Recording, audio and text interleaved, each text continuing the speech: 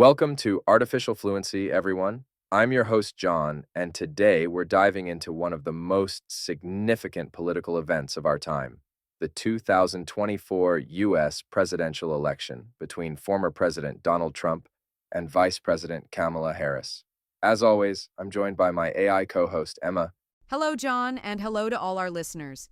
This is indeed a fascinating election to analyze, especially given its unique circumstances. We're seeing a former president facing multiple legal challenges running against the first woman of color to lead a major party ticket. Emma, I've been covering elections for years, but this one feels different. The polls are incredibly tight, with most showing just a point or two separating the candidates. What's your take on how we got here? Well, it all started rather unexpectedly, with President Biden's withdrawal from the race in July after that difficult debate performance. The Democratic Party quickly consolidated around Vice President Harris, while former President Trump had already secured the Republican nomination. What's particularly interesting is how the political landscape has shifted since then. Right. And I was actually at a campaign event last week where I noticed something fascinating. Both Trump and Harris supporters were there. And while there was tension, they were actually talking to each other.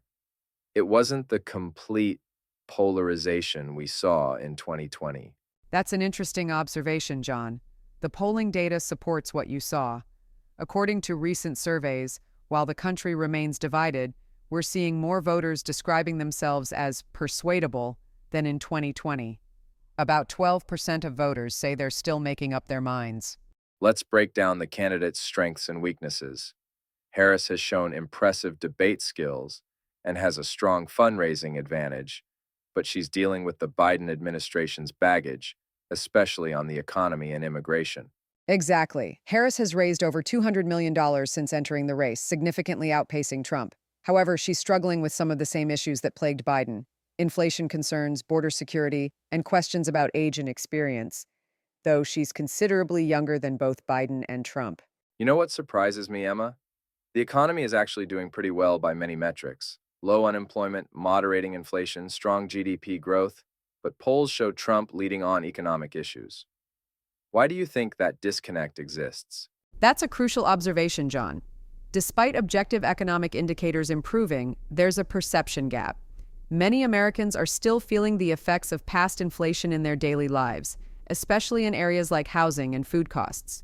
Trump has been effective in tapping into this economic anxiety, even though many of these issues began during his presidency. Speaking of Trump, let's address the elephant in the room, his legal challenges. He's facing multiple indictments, yet his core support remains incredibly stable. How do you explain that? The data suggests Trump's base views these legal challenges as politically motivated persecution, which has actually strengthened their support. However, the legal issues appear to be hurting him with independent voters, particularly in swing states like Michigan and Wisconsin, where Harris is showing slight leads. Let's talk about those swing states. The election really comes down to 7 key battlegrounds, right? Yes, the key battlegrounds are Pennsylvania, Michigan, Wisconsin, Georgia, Arizona, Nevada, and North Carolina. Current polling shows an incredibly tight race in all of them, with most margins within the statistical margin of error. Harris leads in Michigan and Wisconsin, while Trump is ahead in Georgia and Arizona. The others are essentially toss-ups. I've spent time in Pennsylvania recently, and it's fascinating how different the political dynamics are in different parts of the state. Philadelphia and its suburbs are trending toward Harris, while Western Pennsylvania remains Trump country. That urban-rural divide has become even more pronounced in this election. We're seeing Harris performing better than Biden did in suburban areas, particularly among educated women voters, while Trump maintains or even strengthens his rural support. The key battleground has become the smaller cities and their surrounding areas. Let's talk about policy differences. What are the main contrasts between the candidates? While both candidates have been light on detailed policy proposals, there are clear differences in their approaches.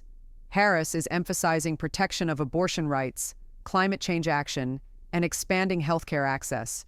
Trump is focusing on immigration restriction, trade protectionism, and energy independence.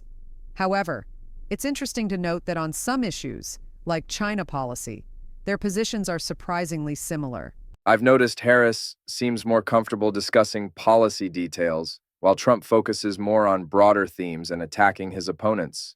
Is that showing up in their poll numbers? Yes, polls show Harris winning on questions about policy knowledge and preparation for the job, while Trump leads on questions about strength and ability to handle the economy.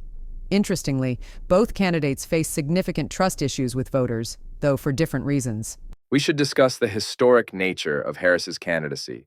She would be not only the first woman president, but also the first Black and Asian American president. How is that playing out in the campaign? The polling shows complex dynamics around this issue. Harris is seeing strong support from women of color and younger voters, excited about the historic nature of her candidacy. However, she's facing some of the same gender-based criticisms that previous women candidates have encountered. There's also evidence that her candidacy is motivating both supporters and opponents.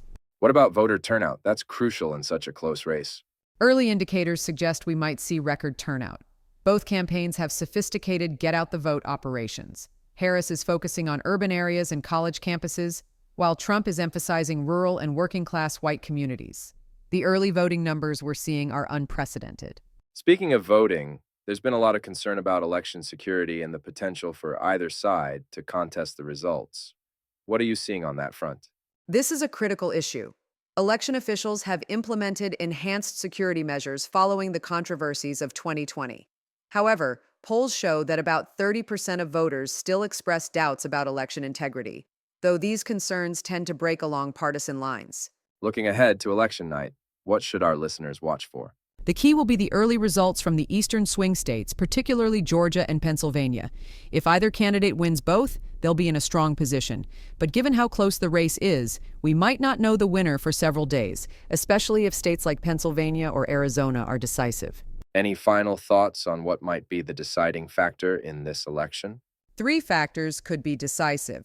First, turnout among young voters and minorities who tend to favor Harris but vote at lower rates. Second, the late decision of independent voters, particularly in the suburbs. And third, any major events in the final days of the campaign that could sway those undecided voters. This has been a fascinating discussion, Emma. To our listeners, remember that every vote counts, especially in an election this close. Make sure you're registered and have a plan to vote. Absolutely, John. And regardless of who wins, this election will be historic, either returning a former president to office in unprecedented circumstances or electing the first woman president. We'll be watching closely as events unfold. Thank you, Emma, and thank you to our listeners for joining us for this special episode on the 2024 presidential election. Stay informed, stay engaged, and most importantly, make your voice heard this November.